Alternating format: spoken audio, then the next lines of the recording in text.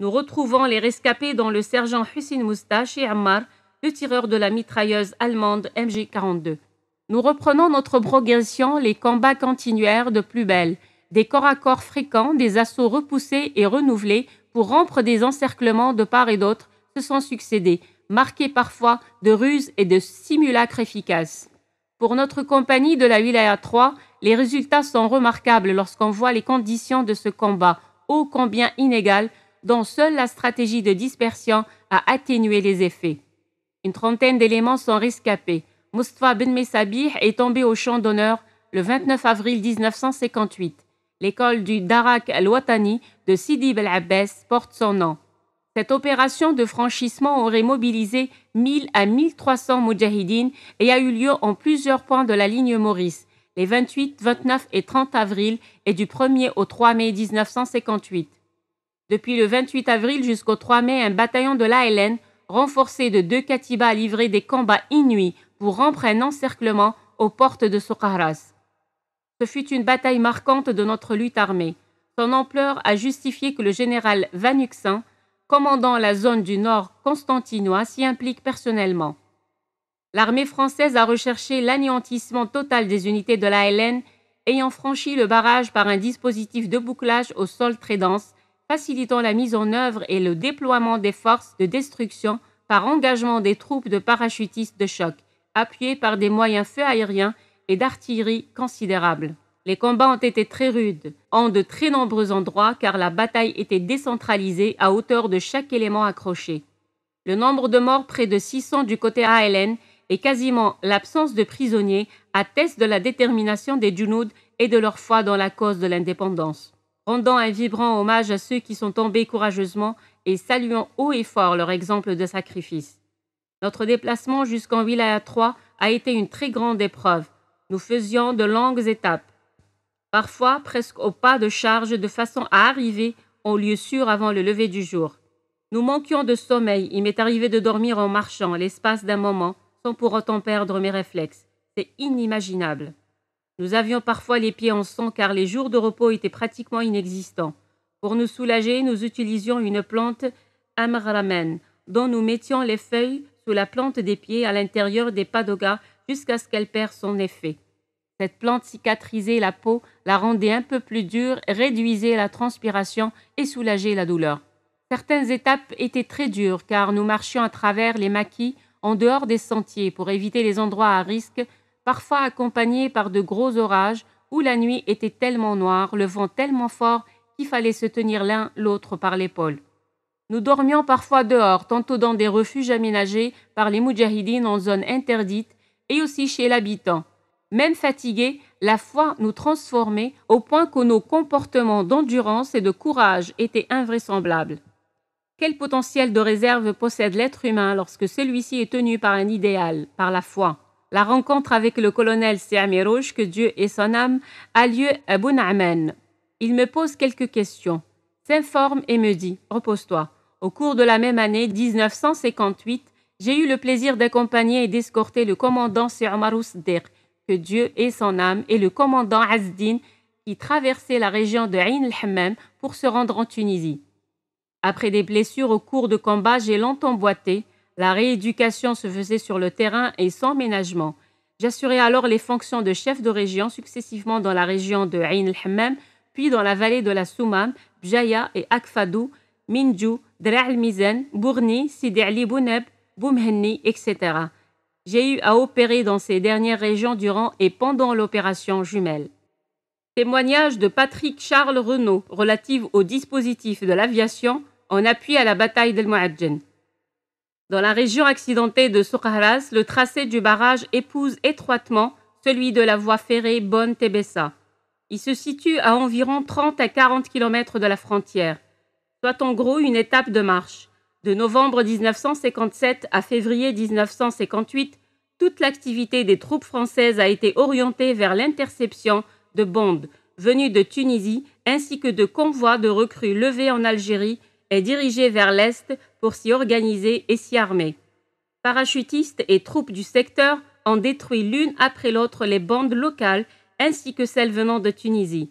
Pour être en mesure de déverser hommes et armes en Algérie, Les rebelles doivent avant tout réimplanter des effectifs locaux bien armés et entraînés à l'ouest du barrage pour assurer la survie des bandes qui parviendraient à franchir l'obstacle.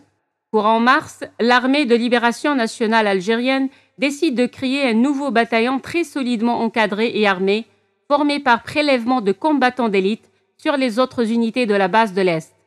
D'un effectif d'environ 400 hommes, il sera doté d'au moins 12 mitrailleuses et de 24 fusils mitrailleurs et il constituera le 4e Faylaq de la base de l'Est. Les premiers renseignements relatifs à sa formation sont recueillis le 23 mars par le 2e bureau de la 11e division d'infanterie. En avril, des informations provenant de déserteurs et d'informateurs apportent des précisions supplémentaires. Le 24 avril 1958, au moment où le 4e Faylaq quitte la Tunisie, ses chefs, son armement, ses effectifs, les grandes lignes de son itinéraire et sa mission sont connues. Il devra franchir le barrage en force d'un seul bloc, au sud de Soukharas. De nombreuses bandes en profitent pour faire de même. Ce sont près de 4000 hommes que l'ALN s'apprête à déverser sur l'Algérie durant la dernière semaine du mois d'avril 1958. La plus grande bataille de la guerre d'Algérie va s'engager. Dans la nuit du 27 au 28 avril 1958, le barrage est attaqué en 3 endroits différents. Au début de matinée, un piper découvre les rebelles sur le Djbel Arros.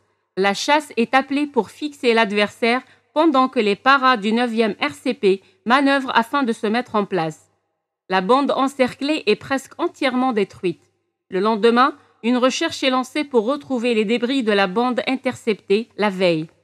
Cependant, une patrouille de reconnaissance du barrage découvre à l'aube une brèche dans les barbelés à 4 km au sud de Soukharas. La haie électrique est intacte car le passage s'est effectué au-dessous, par 3 simples fossés de 60 à 80 cm de large et de 30 à 40 cm de profondeur, distants de quelques dizaines de mètres. L'alerte électrique n'a donc pas été donnée.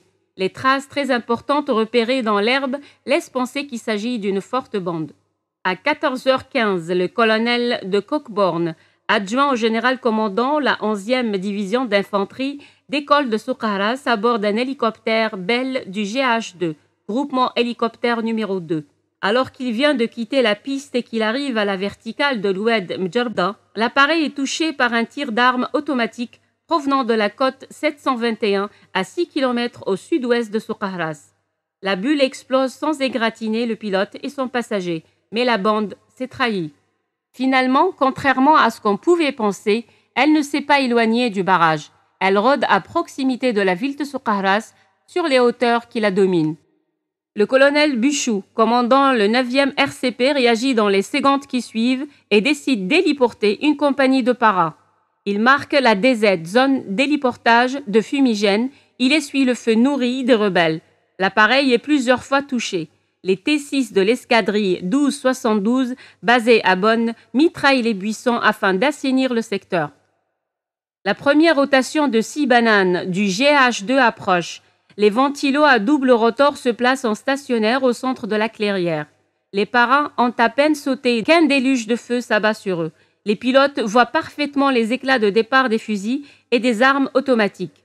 Malgré le moteur, ils entendent le bruit des impacts dans l'appareil. Au bout de quelques secondes, le lieutenant-pilote Hauser, arrivé en 3e position, se retourne vers l'intérieur du cargo pour vérifier si tous les commandos sont sortis. Il en aperçoit 2 allongés, baignant dans leur sang. Il redécolle alors en espérant que les parties vitales de son appareil n'ont pas été touchées. Puis il rejoint le terrain de Soukharas, distant de 6 km. Il y a urgence car il faut préparer la 2e rotation afin de venir en aide à la 60aine de paras livrés à leur sort au milieu de plusieurs centaines de félagas fortement armés. Il s'agit sans aucun doute du 4e Faylaq, dont les services de renseignement français avaient appris la constitution. Les rotations reprennent avec 5 bananes supplémentaires du DIH de Tbessa que le colonel Buchou s'approprie en les détournant de leur mission initiale. Le stick prêt à embarquer dans l'appareil du lieutenant Hauser n'est pas très rassuré en voyant évacuer ses 2 camarades couverts de sang. Sur le sommet de Djbel el-Mouadjen, la 3e compagnie du 9e RCP commandée par le capitaine Beaumont est encerclée. Elle a été posée entre 2 katibas rebelles qui se sont dévoilés à la fin de l'héliportage. Beaumont s'est vite rendu compte de la situation. Les rebelles bloquant l'Est, le Nord et l'Ouest, le salut se situe donc au Nord. Feignant de se rendre, les rebelles se sont approchés des parrains. Manœuvrant au sifflet, ils ont dévoilé une deuxième vague qui donne l'assaut. À 3 ou 4 reprises, les Fellagas se sont rués tandis que l'encerclement se complétait. Beaumont a ordonné le regroupement puis enfin la percée, enfin le repli vers le sud. Il a été tué après avoir donné ses ordres. L'action de l'aviation s'intensifie. Les pilotes lèvent de très nombreuses masses rebelles. Les corsaires de la 14e flottille du lieutenant de vaisseau Richebey font leur apparition dans le ciel. Lors des piquets ou des ressources, leurs ailes sécrètent un filet de fumée blanche à l'extrémité qui sont des traînées de condensation de vapeur d'eau dans l'air. Le lieutenant Chambon arrive à son tour à la tête de 4 T6 de l'escadrille 1772. Dans la verdure du Jbel, il distingue clairement les corps des paras nus égorgés et bien alignés. Le capitaine Berg, commandant la 12e 72, et son équipier, le sous-lieutenant Weissler, tirent plusieurs roquettes et mitraillent les buissons garnis de rebelles. Ils guident les corsaires ainsi que les P-47 et les Mistral de l'escadron de chasse 2-6 Normandie-Niéman, venus à la rescousse. Les B-26 du GB 1-91 grondent également dans le ciel. C'est une véritable opération aérienne. Au milieu de ces essaims bourdonnants où toutes sortes d'avions se côtoient, les longs pipeurs du PA-11DI se démènent avec les broussards du EL 0345. Aux commandes de son L9, le maréchal des logis Bornet survole un Talweg. Assis derrière lui, le sous-lieutenant Delalloy, son observateur, a levé les 2 vitres latérales pour regarder à gauche et à droite. Il a également desserré sa ceinture pour être en mesure de se mouvoir librement sur son siège. Avec l'interphone, il peut communiquer au pilote le fruit de ses observations, aussitôt répercutées à la base. Bornet est descendu à 200 mètres du fond de la vallée lorsque la voix du sous-lieutenant Delalloy vibre dans les haut-parleurs de son casque. Une mitrailleuse en bas. Malheureusement, elle n'est pas seule. Il y en a 6 autres à proximité, sans compter celles en batterie sur les versants, à la même altitude que le fragile Piper, voire au-dessus. L'avion qui vole à peine à 150 km/h est la cible de plusieurs armes automatiques qui perforent sa carlingue d'une vingtaine de balles. Bornet est sérieusement touché à la jambe, une tache rouge s'étend et imbibe sa combinaison de vol. Une mare souille bientôt le plancher de l'appareil. Bornet a toutes les peines du monde à maintenir son taxi avec la douleur qui l'étreint. Heureusement, le terrain n'est pas loin, mais il est occupé par 18 bananes du GH2 ramenées par le colonel Buchou. L'atterrissage s'effectue difficilement avec le concours du sous-lieutenant Delalloy qui parvient à immobiliser le Piper dans un magnifique cheval de bois au milieu de la forêt d'hélicoptères. Le maréchal des logis Bornet est aussitôt évacué sur l'hôpital de Soukharas par ses camarades, dont la 2 chevaux du capitaine Rabani. Du sol, les Fellagas mitraillent les avions qui piquent sur eux. Le T6 du capitaine Berg est touché de 16 projectiles. Il est contraint de se poser en emergency sur la petite piste encombrée de Soukharas. Son équipier est également atteint à 6 reprises. 2 corsaires de la 14e F relèveront respectivement 11 et 6 trous dans leur plan. Peu d'avions parviendront à échapper aux balles des mitrailleuses ennemies, même les Mistral, dont 2 seront touchés.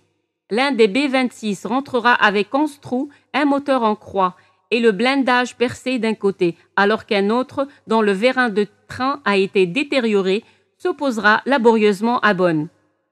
Pour faire face à cette offensive sans précédent de la LN, 2 régiments de parachutistes sont rameutés, les chasseurs du 4e RCP et les légionnaires du 1er REP viennent épauler leurs camarades du 9e RCP, durement éprouvés, qui livrent un combat au corps à corps excessivement meurtrier. Tous les moyens possibles sont dirigés vers Soukharas.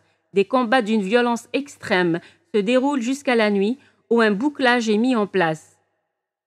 En fin de journée, le bilan est sévère pour les forces françaises. 20 tués, dont 3 officiers du 9e RCP, 18 disparus présumés tués, 33 blessés.